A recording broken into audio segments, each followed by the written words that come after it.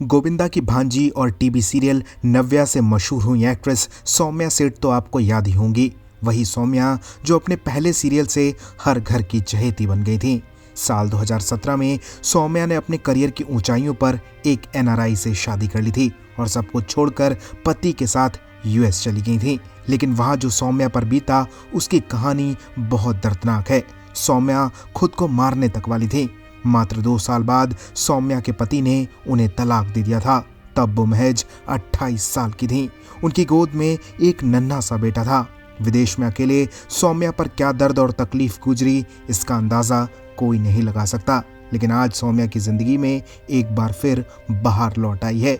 किसी ने सौम्या का हाथ थाम लिया है। गोविंदा की भांजी को फिर से प्यार हो गया है।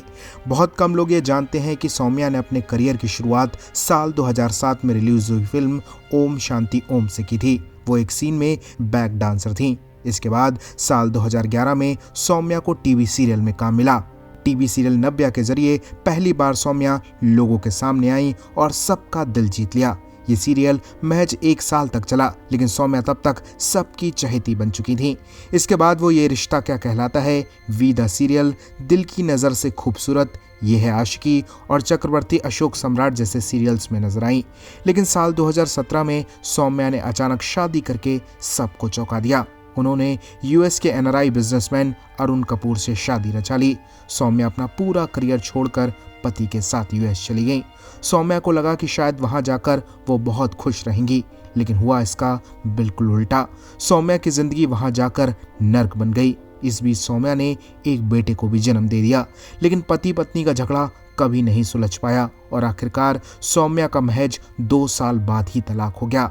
एक इंस्टाग्राम पोस्ट में सौम्या ने घरेलू हिंसा की तरफ इशारा भी किया था, लेकिन उन्होंने कभी इस पर खुलकर बात नहीं की। सौम्या ने अपनी प्रेगनेंसी पीरियड के बारे में बताया था कि कैसे प्रेगनेंसी के दौरान उन्हें खुद के मारने के ख्याल आते थे।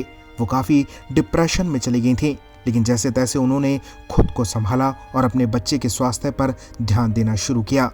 सौम्या ने एक इंटरव्यू में बताया था कि कैसे जब वो कई दिनों तक भूखे रहने के बाद शीशे के सामने खड़ी हुई तो वो खुद को पहचान तक नहीं पा रही थी। लेकिन इस मुश्किल परिस्थितियों में उनके परिवार ने उनका साथ दिया और अब वो इन सब से बाहर निकल आई हैं।